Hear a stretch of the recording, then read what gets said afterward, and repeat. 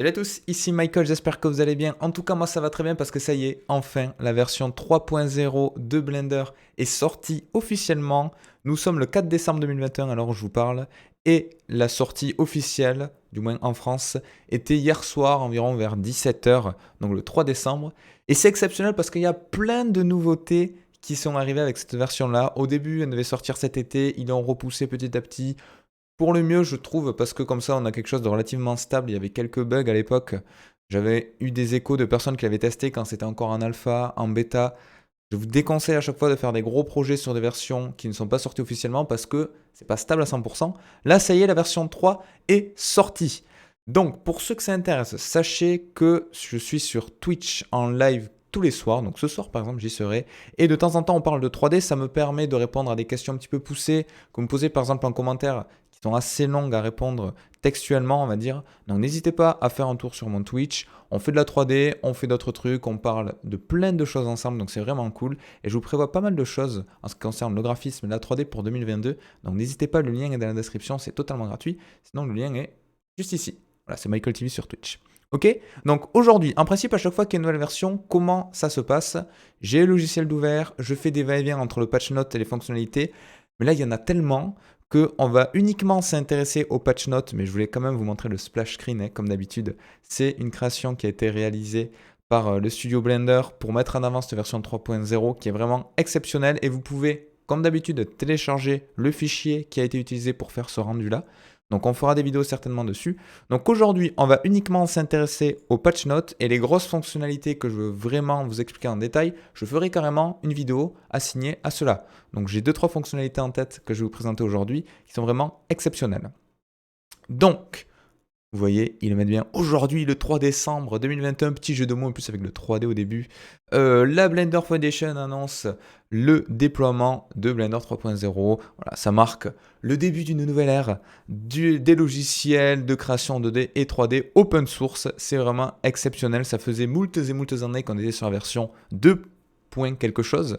Donc là, c'est un petit peu une des plus grosses mises à jour en fait du logiciel. Donc c'est vraiment bien. Vous avez des vidéos explicatives, blablabla. Alors, des retours que vous m'avez fait des vidéos précédentes, c'est vrai que ces allers-retours entre Blender et le patch notes, c'était forcément pas très intuitif. Mais ce qui est bien, c'est que ça vous permet, pour ceux qui ont la flemme de lire tout le manuel utilisateur, je l'ai lu en long, en large, en travers, j'ai fait plein de recherches et tout. Donc je vais essayer de vous expliquer le plus simplement ce que je trouve important de vous montrer. On ne verra pas toutes les fonctionnalités, c'est impossible. Mais on commence très très fort avec Cycle. Donc Cycle, c'est le moteur de rendu Path Tracing qui permet d'obtenir des rendus relativement réalistes avec Blender, qui a été déjà incorporé depuis plusieurs versions au préalable. Donc vous le connaissez certainement. Maintenant, il est encore plus rapide. Alors vous vous dites, oui, c'est bien beau de dire qu'il est plus rapide, mais on veut des chiffres. Eh bien les chiffres sont là. C'est 2 à 8 fois plus rapide comparé aux anciennes versions. Donc quand je dis comparé aux anciennes versions, c'est comparé à la version juste précédente, qui était la 2.93. Vous voyez, c'est marqué juste ici. Alors, ils ont fait les tests sur une Quadro RTX assimilée à OptiX. Donc bien évidemment, ils n'ont pas fait ça sur un petit PC. Mais ce qui nous intéresse, nous, c'est le ratio, pour comparer un petit peu tout ça. Donc, en fonction d'un PC à l'autre, en fonction de votre configuration, bien évidemment, vous n'allez pas obtenir les mêmes résultats, c'est tout à fait normal, mais en moyenne, ce sera forcément plus rapide. Donc vous voyez, ils ont testé sur différentes scènes de 3D proposées par Blender. On a le Barbershop, par exemple, qui est assez connu, la scène de Classroom, sur laquelle j'avais fait une vidéo dessus, et vous voyez, à chaque fois, on divise, donc en fonction des scènes, le temps soit par 2, soit par 3, et là, pour le Barbershop, c'est considérable. Également pour le Monster, vous voyez. Donc vu qu'il y a des optimisations sur Cycles, des optimisations sur les shaders, sur les volumétriques, tout ça, plus une scène va comprendre des éléments qui ont été optimisés et plus forcément le rendu sera rapide. Donc ça c'est vraiment bien. Je vais vous faire une vidéo exclusivement sur le nouveau moteur de rendu Cycle X qui a été présenté dans cette version 3.0 parce qu'il y a pas mal de choses à dire là-dessus. On va en faire le tour très rapidement. Moins de lag, plus de fun bien évidemment. Donc une vue 3D qui va être beaucoup plus responsive, c'est-à-dire qui va répondre beaucoup plus rapidement. Donc ce qui est bien, c'est que Blender, comme d'habitude, nous propose des petites vidéos où on peut comparer la version 2.93 et 3.0 et on voit qu'à gauche, ça rentre beaucoup plus qu'à droite. À droite, c'est quasiment du temps réel et ça rafraîchit après coup le calcul. Alors que j'ai l'impression que l'ancien algorithme, il essayait un petit peu à chaque déplacement de rafraîchir au fur et à mesure. Alors que dans la 3.0, il se déplace et quand vous vous arrêtez, il va rafraîchir un petit peu plus. Donc le rafraîchissement se fait de manière plus rapide, vous voyez, mais il ne va pas vous empêcher, vous bloquer de vous déplacer au fur et à mesure. Donc ça, c'est vraiment bien. Donc c'est beaucoup plus fluide, à la fois pour la navigation et pour la manipulation des lumières, des lights. Donc pareil, vous voyez à gauche le 2.93, l'utilisateur déplace les lights, ça met du temps à rafraîchir, alors qu'à droite, c'est quasiment du temps réel. Donc bien évidemment, c'est très pixelisé parce qu'au début, on a peu de samples. Au fur et à mesure, il va activer les samples, faire des calculs et rajouter par-dessus une passe de denoise si vous le souhaitez. Donc là aussi, il y a des améliorations qu'on verra juste après. Mais du coup, c'est beaucoup plus intéressant de travailler en temps réel avec Cycles. Avant, moi, ce que je faisais, c'est que je passais sur Eevee, je faisais mon lighting et je switchais en Cycles, mais des fois, on avait des résultats un petit peu différents parce que les moteurs de rendu fonctionnent différemment, l'interprétation des lights n'est pas tout à fait la même, et du coup, on avait des surprises. Là, ça va nous permettre directement, dans la vue 3D, de manipuler nos lights, et ça, c'est vraiment cool. Hop là, avec Cycles, je rappelle, donc le moteur de rendu le plus puissant présent dans Blender actuellement, comparé à Eevee, qui est un petit peu en dessous, mais qui permet de faire des choses également très très bien. Le Nice Noise, alors, des améliorations de Open Image Denoise. Alors ça, c'est très bien. Au premier abord, vous voyez, on n'a pas de choses flagrantes, on se dit, ok, bon, ça fait du denoise, mais il y a quelque chose qui est très marquant sur cette image-là. Regardez le canapé. Le canapé qui est présent ici. Vous voyez, on a une sorte de tissu avec un grain très fin dessus. Mais l'ancien denoise, lui, il faisait pas de différence. Il se disait, ok, là, il considérait que c'était du grain à enlever. Il y a plein de petits points, il y a des variations. Je le lisse, je le smooth. Et du coup, on obtenait ceci. Vous voyez, on n'a même plus de détails de grains du canapé, on en a par endroits, ça dépendait de la lumière, ça dépendait de plein de choses. Mais maintenant, on a des améliorations pour savoir si on fait le denoise sur l'albédo, sur les normales, etc., qui sont beaucoup plus poussées comparé à avant. Et ça nous permet d'obtenir un denoise qui va garder, malgré tout, les détails de nos textures. Et ça, c'est vraiment bien.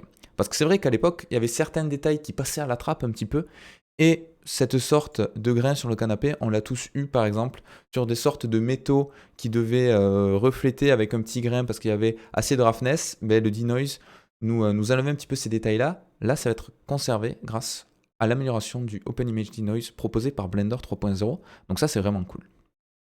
On continue avec le Shadow Terminator. Le Shadow Terminator, pour ceux qui ne connaissaient pas, c'était une sorte de défaut. Voilà, je vais me mettre sur la version 2.93 qui nous faisait des sortes d'ombres projetées sur des polygones.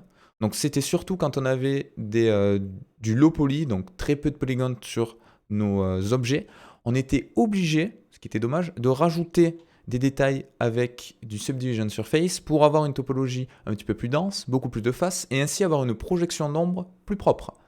Mais ça, c'était pas top, parce que si on voulait faire du low poly ou tout simplement être optimisé dans la vue 3D, on pouvait pas le faire. Maintenant, ce souci est géré automatiquement avec le Shadow Terminator. Il y avait déjà des alternatives avant, mais là, il y a eu des améliorations. Et vous voyez, avec le même nombre de polys, on a des ombres qui sont lissées. Et ça, c'est beaucoup plus propre. Donc, je vous laisserai lire en détail si vous le souhaitez. Il y a des paramétrages, vous voyez, sur les géométries offset. Pour du 0, c'est désactivé. 0,01, c'est uniquement sur les triangles. 0,1 sans défaut, etc., etc. Il y a plein de choses, mais je ne peux pas vous parler de tout. Sinon, la vidéo durerait bien évidemment 3h30. Et ça ne vous intéresserait pas. Des améliorations sur le Shadow Catcher pour les lumières indirectes, l'environnement, etc. Pareil, pas mal de nouvelles fonctionnalités pour exclure ou inclure des lumières. Plein de choses qui n'étaient pas présentes, ou du moins qui étaient mal gérées actuellement dans Blender. Et on voit également la projection de lumière, donc ça c'est juste en dessous, hop là, juste ici. Les ombres colorées et les réflexions beaucoup plus précises. Vous voyez, dans les anciennes versions, quand on avait des sortes de... alors c'est pas vraiment du... On pourrait apparenter ça à du caustics, c'est-à-dire une transmission de la lumière qui va passer à travers un objet qui va la colorer. Donc si une lumière passe à travers un objet qui est vert dans la vraie vie, ben forcément cette lumière va être un petit peu colorée lorsqu'il va y avoir une réfraction derrière celle-ci. Et avant c'était pas ou mal géré. Et maintenant, vous voyez, avec la nouvelle version, vous pouvez directement avoir une projection de lumière avec des bonnes couleurs. Vous voyez la différence? Là on a quelque chose de totalement sombre sur les ombres, et là on a quelque chose de coloré. Donc ça va être beaucoup plus réaliste, et c'est vraiment super. Donc j'ai plein de tests à faire que j'ai en tête là, parce que j'avais fait des vidéos justement sur des ballons comme ça qui s'envolaient, où le résultat était pas top en termes de projection d'ombre, et là ça va être corrigé. Donc ça c'est vraiment super, il me tarde de tester. Skincare, ça c'est par rapport au SSS. Le SSS, le Subsurface Scattering, c'est quoi? C'est tout simplement le phénomène, alors très simple, que vous avez sur la peau très fine que vous avez ici au niveau de vos doigts ou derrière vos oreilles. C'est-à-dire que quand la lumière va passer dans une surface, une bougie par exemple, celle-ci va pénétrer à l'intérieur du maillage, va rebondir un petit peu partout, d'où le scattering, parce qu'elle va se disperser et étaler de la lumière à l'intérieur d'un maillage. Donc c'est ça le subsurface scattering, on l'utilise pour la peau, on l'utilise pour plein de matériaux, pour des végétaux également. Donc voilà. Maintenant, ça prend en compte l'anisotropie. L'anisotropie qui permet d'avoir un certain algorithme pour des reflets, pour des réflexions un petit peu plus détaillées. Et vous voyez, ils vous disent que une peau réaliste a une anisotropie d'environ 0,8. Donc vous allez pouvoir gérer ce paramétrage-là pour obtenir un résultat plus ou moins réaliste en fonction de ce que vous voulez obtenir comme peau ou comme matériau. Vous voyez, beaucoup plus de fonctionnalités. Donc tout ce qui parle de cycles, j'en ferai une vidéo dédiée, on parlera de chiffres, on fera des comparatifs, on passera en revue un petit peu comme je fais là, les fonctionnalités principales qui ont été rajoutées dans cette version. Ça fait déjà 10 minutes que je parle, ça va très très vite. Alors n'hésitez pas à vous abonner à la chaîne YouTube si vous le souhaitez, c'est totalement gratuit, parce que toutes les vidéos là dont je vous parle, elles vont arriver très prochainement, ça vous évitera de les louper. Donc c'est le meilleur soutien que vous pouvez faire à la chaîne, je rappelle. Des petites images, vous voyez, de temps en temps du dernier film de Blender. Ah! Là, je pense la fonctionnalité principale de cette nouvelle version, vous en avez certainement entendu parler à droite, à gauche, sur Twitter, sur Instagram, sur Discord, partout, c'est l'asset browser. Autrement dit en français, une sorte de collection d'assets, un explorer d'éléments. Ça, c'est quelque chose qu'on demandait depuis des années sur Blender. Pourquoi? Parce qu'on a été obligé de passer par un fichier Blender externe. On faisait un file append ou un file link pour avoir des objets. Le rendu de thumbnail, donc de miniature, ne fonctionnait pas toujours. On se tapait des trucs qui des fois étaient trop sombres, des fois ça marchait pas du tout. J'avais même créé, je me souviens, en live, un ticket au support Blender. Il avait corrigé le lendemain parce qu'il y avait des choses qui marchaient pas dans leur ancienne version. Maintenant, c'est directement introduit dedans. Alors on a une vidéo explicative, là aussi je ferai une vidéo dédiée. Mais regardez comment c'est fluide. Vous avez une librairie, une collection de matériaux. Vous pouvez faire en temps réel du drag and drop. Que ce soit des matériaux, des objets, auxquels sont assignés des matériaux. Voilà. Et également ce qui est très important, donc vous voyez c'est totalement fluide. Ce qui est également important, c'est que si vous prenez un petit objet à placer sur un matériau, automatiquement il va capter la hauteur de l'objet sur lequel vous voulez le placer, par exemple la plante. Vous voyez, ça ne va pas le superposer, ça ne va pas le mettre dessous, ça ne va pas le mettre en point 0. Il se dit, ok, il y a déjà une commode ici.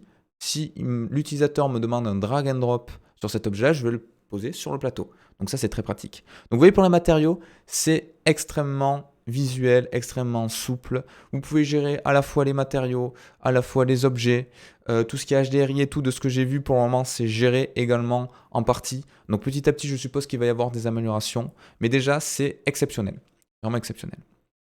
Donc voilà, easy à drag and drop, bah, effectivement, vous avez juste à faire du drag and drop et c'est super. Vous pouvez même tester en téléchargeant ceci, donc je pense que c'est ce qu'on fera dans la vidéo de présentation, comme ça je vous montrerai un petit peu comment ça fonctionne. Donc ce qui est bien, c'est que vous demandez peut-être, alors c'est bien beau, mais cette librairie d'assets, est-ce qu'elle est propre à un projet? Est-ce qu'elle est sur mon PC? Est-ce que je peux la partager? Oui, en fait vous avez juste à définir on va dire des paths, donc des trajets, des chemins vers votre ordinateur, et automatiquement Blender va considérer que c'est à cet endroit-là qu'il doit aller chercher les assets.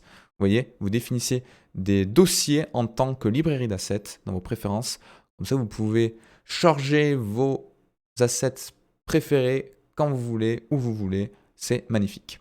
Vous pouvez même organiser en catégories. Vous voyez, là dans l'exemple, il avait du furniture, il avait des decorations, il avait du art supplies, il avait plein de choses. Donc si vous travaillez beaucoup, je ne sais pas, pour des projets d'architecture, vous pouvez très bien mettre d'un côté meubles télé, chaises, canapés, etc., comptoir, tout ce que vous voulez, et tout organisé. Également, pareil pour les matériaux, donc c'est extrêmement puissant. Et ce qui est super bien, c'est également les tags. Donc les tags sont des métadatas. Une métadata, c'est quoi? C'est une donnée qui est assignée à un objet, pour faire très très simple.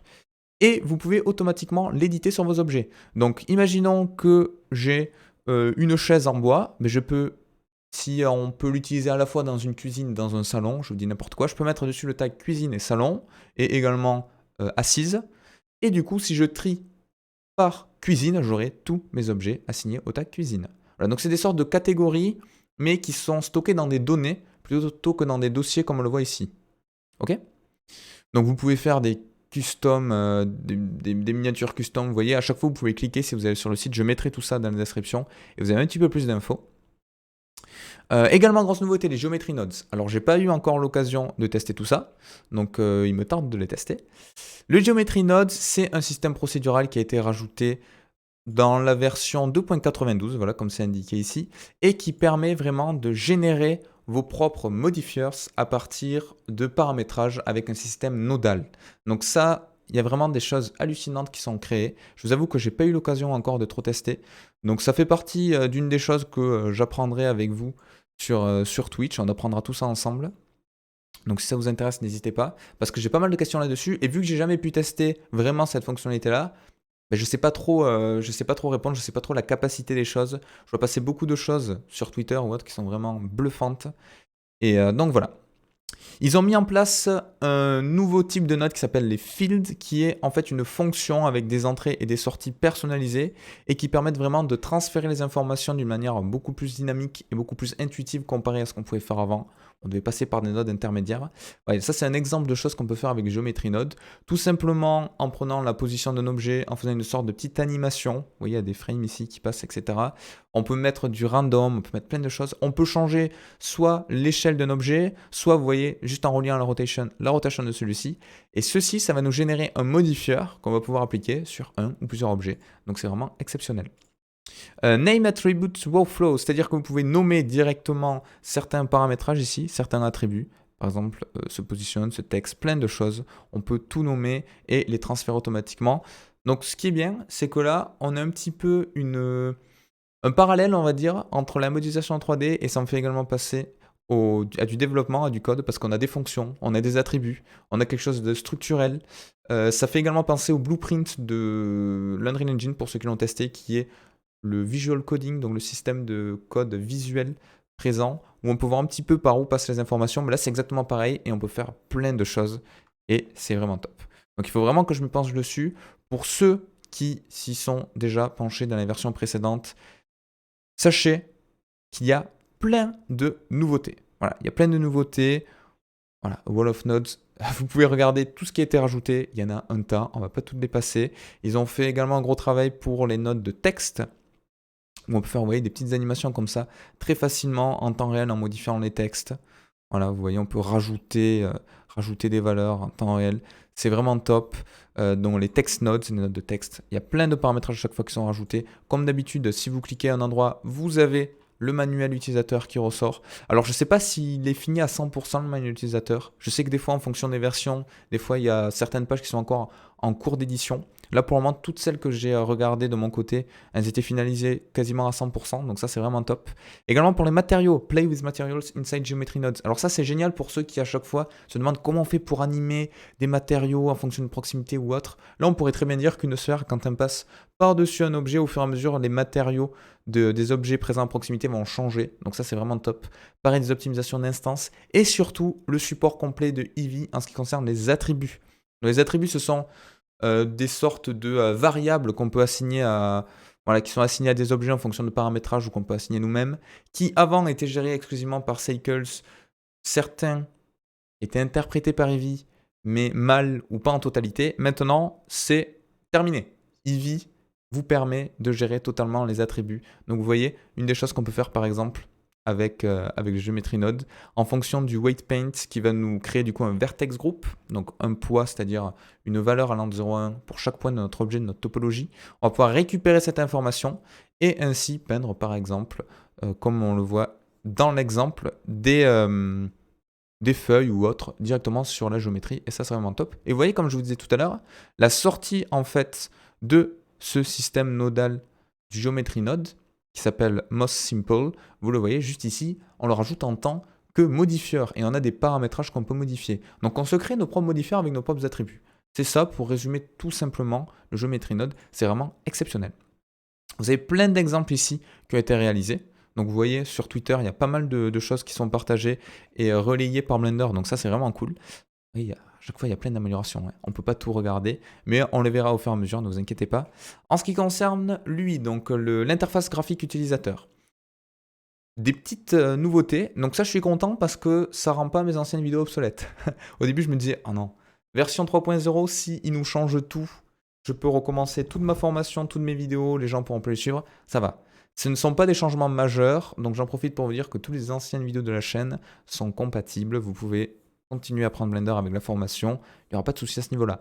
Donc évidemment, moi je vais continuer les prochaines vidéos, sauf pour celles que j'ai déjà tournées, mais les prochaines vidéos seront sur la 3.0, mais vous allez voir, il n'y a pas de changement majeur. Ils ont par exemple arrondi un petit peu les panneaux, ils ont inversé les couleurs. Avant, on n'avait pas de délimitation comme ceci, c'était un gris foncé. Il n'y avait pas ces panneaux qui étaient découpés. Donc maintenant c'est le cas. L'area management qui a été amélioré. Avant il était impossible d'avoir des fenêtres, vous voyez, comme ceci en deux et un dessous. En termes de layout, ça c'était impossible. On était obligé d'avoir le même découpage. Ou du moins les manipulations étaient plus difficiles, on devait faire des astuces et tout. C'était pas pratique. Maintenant, on peut le faire. Donc ça c'est génial. Vous avez plus de souplesse du coup pour personnaliser votre environnement visuel, votre environnement graphique. Pas mal de fonctionnalités une fois de plus. Donc là, je vous présente les plus importantes, sont celles qui ont été mises en avant. Mais bien évidemment, il y a plein de choses que je ne peux pas vous présenter ici. L'éditeur vidéo. J'ai toujours dit que l'éditeur vidéo, donc le VSE Video Sequencer Editor de Blender était pas top. Voilà. J'ai toujours dit ça. Il y a eu plein d'améliorations. En ce qui concerne déjà la fluidité de l'éditeur qui est beaucoup plus souple. Le visuel ici qui représente vraiment ce que vous allez obtenir en tant que rendu final dans votre vidéo. Donc ça c'est vraiment bien. Avant il y avait des petits décalages, c'était parfois pixelisé, on ne pouvait pas se balader de manière aussi fluide. C'était un petit peu, voilà, c'était pas top. On va pas se le cacher, c'était pas top. Maintenant le visuel est vraiment top.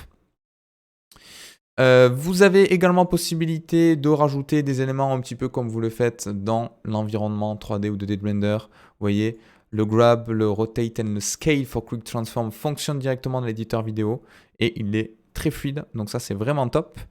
Vous avez plein de choses qui ont été rajoutées en ce qui concerne, vous voyez, l'overwrite overlap, c'est-à-dire que vous pouvez déplacer un objet automatiquement, il va écraser l'ancien élément qui est présent à cet endroit-là. Donc on arrive petit à petit à des fonctionnalités qui sont proposées par un logiciel très connu de montage vidéo, même si pour moi c'est encore un petit peu en dessous, c'est qui est normal, parce que Blender propose tellement de choses qu'il ne peut pas exceller dans tout ce qu'il propose, mais ça a le mérite d'exister et ça va permettre déjà, voilà, ça a le mérite d'exister comme je viens de dire, et on peut s'y intéresser pour essayer de faire des choses. Donc voilà, à voir. Il y a eu, de toute façon, ce sont que des améliorations, ils ne sont pas bien évidemment revenus en arrière. Donc voilà, ça supporte le ACS pour le color correction et tout. Il y a plein de trucs qui sont vraiment cool. Je me tarde de tester.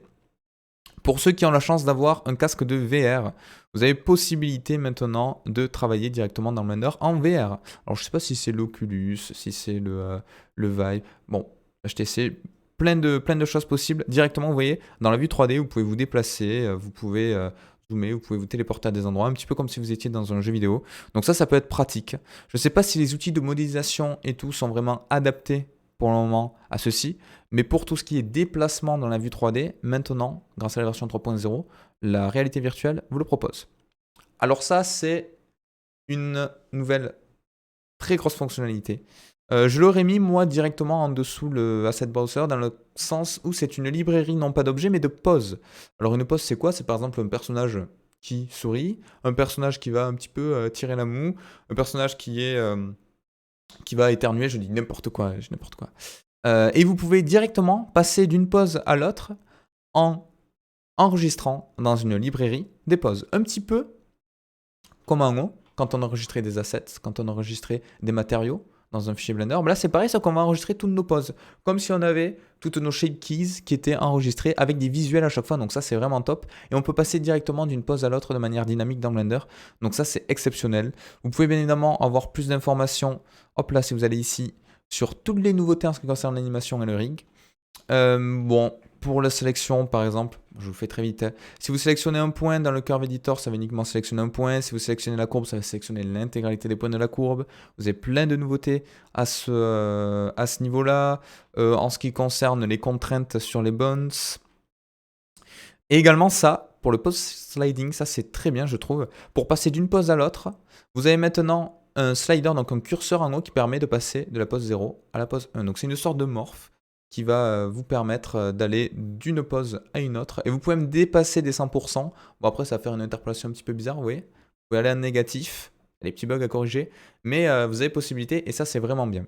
Ça, c'est vraiment bien, c'est une nouveauté. C'est un petit quelque chose, hein, ce visuel, mais je le trouve vraiment sympa. Vous voyez également pour le facial d'un personnage. On peut passer facilement. Voilà, c'est vraiment la partie d'en haut qu'il faut regarder. Vous avez un pourcentage et vous pouvez passer d'une pose à l'autre de manière totalement dynamique. Et je trouve ça vraiment cool. Je trouve ça vraiment cool pour les animateurs. C'est très intéressant. Des améliorations sur le Grease Pencil qui permettent de dessiner directement dans Blender. Donc là, il y a plein de nouveautés. Est-ce que j'ai pas oublié quelque chose en haut? Il me semblait... Non, c'est bon. Il me semblait que j'avais oublié un truc, mais il est peut-être en dessous. Hop là. Le Grease Pencil, ça permet de dessiner directement dans Blender. Vous voyez qu'il y a pas mal de choses qui sont gérées, notamment des nouveaux modifieurs qui permettent de convertir des tracés en points. Donc le dot dash, ça fait une sorte de tracé, comme si vous avez peint avec des taches qui étaient tombées. En rajoutant des modifieurs, en modifiant un petit peu les matériaux, etc., on peut obtenir ce genre de rendu qui est vraiment cool artistiquement, je trouve, comme si vous aviez vraiment dessiné tout en gardant cet effet de profondeur, par exemple au niveau des yeux. On a l'impression que c'est du parallaxe, hein, mais c'est vraiment de la 3D qui a été peinte, donc ça c'est vraiment bien. Vous pouvez également faire des sortes de tableurs en changeant, pareil, des paramétrages. Donc ça, je vous avoue que je ne vais pas faire de tableau dans Blender, mais sachez qu'en fait, c'est juste pour montrer que vous avez possibilité à partir de paramétrages de changer l'épaisseur de certains tracés, leurs matériaux, si c'est des pointillés, si ce sont des lignes pleines, etc. etc. Donc ça, c'est vraiment bien. Plein d'améliorations également au niveau du Grease Pencil et du Line Art. Donc je vous laisse regarder. Et également, c'est ça, je pensais que c'était en haut, mais non, c'est maintenant, j'ai confondu avec les courbes pour le rendu qui était présente, ici au tout début, voilà. Ça y ressemble, c'est pour ça que j'ai confondu. C'est tout simplement les temps de chargement et de sauvegarde. Alors vous dites, ok, charger un fichier assez lourd, c'est vrai que ça peut prendre du temps. Et sachez que déjà, tout a été amélioré, c'est quasiment divisé par deux. C'est parce qu'ils ont changé leur algorithme d'encodage. Maintenant, c'est plus du gzip, vous voyez, c'est du Z-standard. Alors, ce qui se cache derrière, je ne sais pas du tout, mais la compression est mieux et la décompression également est optimisée. Parce que pour charger, ça va beaucoup plus vite, mais pour sauvegarder, regardez la comparaison, c'est assez hallucinant. Pour sauvegarder un point blend, c'est quasiment, je pense, là, du divisé par 10. Donc, c'est vraiment insane. Donc, ça, c'est trop bien. Quand même, parce que des fois, je vous avoue que appuyer sur CTRL-S, avoir le temps de goûter, revenir et s'apercevoir que ça n'a toujours pas sauvegardé, bon, c'est un peu lourd. Et là, ça fonctionne très bien. Donc, plus d'amélioration en termes de sauvegarde que d'ouverture, mais déjà, on est quand même sur du x2, x3 pour l'ouverture, donc c'est déjà très bien. Également des améliorations de compatibilité avec l'USD. L'USD, c'est le Universal Scene Description. Il me semble que c'est ça, oui. C'est un système qui a été créé par Pixar et qui en fait, c'est assez particulier parce que c'est un format qui va décrire l'organisation de votre scène. Voilà, pour faire très simple. Et il y a eu des améliorations à ce niveau-là. Vous pouvez maintenant importer de l'USD de manière totalement seamless. Donc ça, pareil, j'ai envie de tester. Il faut trouver le temps, mais il faut vraiment que je teste ça. Et pareil pour l'alambic. L'alambic est un format qui est assez lourd, mais qui permet de transporter pas mal d'informations. Donc ça, l'interpréteur d'alambic a également été amélioré. But wait, there's more. Effectivement qu'il y en a plus. Vous pouvez regarder tout ça sur le site de Blender. Je vous mettrai ce lien dans la description, bien évidemment. Donc je sais pas pour vous, mais moi, je suis vraiment content de cette version. Il y a pas mal de choses. Si je devais faire un top, bien évidemment, il y a des choses qui me hype vraiment pour cette nouvelle version. C'est le temps de rendu de Cycles, donc les améliorations, bien évidemment. Le content management, la librairie d'assets qui pour moi va être vraiment game changer et pour beaucoup d'entre vous je pense, parce qu'à chaque fois reprendre les objets, mettre dans des fichiers intermédiaires, créer une scène de collection, c'est assez lourd. Et également tout ce qui est lié au rendu et aux matériaux, donc moi par exemple tout ce qui est denoise et tout, c'est vraiment quelque chose qui m'intéresse. Toutes ces choses-là également sur les améliorations des éclairages. Donc tout ça, il me tarde de tester. C'est vrai que moi, je suis pas trop du côté animation, donc tout ce qui est collection de poses et tout. Je trouve ça vraiment intéressant, mais je vais peut-être pas en avoir une très grande utilité. Mais j'ai conscience que c'est vraiment quelque chose une avancée pour Blender, donc je ferai également une vidéo dessus. Donc j'espère que ça vous aura plu. N'hésitez pas à me le dire en commentaire. Si vous avez des questions, c'est avec plaisir que je réponds sur le Discord qui est présent dans la description. N'hésitez pas, comme je vous ai dit également, de vous abonner à la chaîne si vous ne voulez louper aucune vidéo qui vont arriver là très prochainement sur les nouveautés et pour la suite de la formation. Et comme d'habitude, je suis sur Twitch tous les soirs. Ce soir j'y serai à 21h. On parle de plein de choses et en 2022, je vous prépare des petits trucs de 3D qui vont être vraiment sympas. Donc de temps en temps, je fais de la 3D, de temps en temps, on joue, de temps en temps, on parle. Vous me posez des questions sur ce que je fais au boulot, sur la 3D, sur Blender. Qu'est-ce que je pense du nouveau Cycle? Est-ce que je préfère 3ds Max ou Blender? La réponse est vite trouvée. Plein de choses comme ça. Ok? Donc, j'espère que ça vous a plu. Amusez-vous bien avec la Blender 3.0 et je vous dis à très très vite pour de nouvelles vidéos. Ciao, ciao!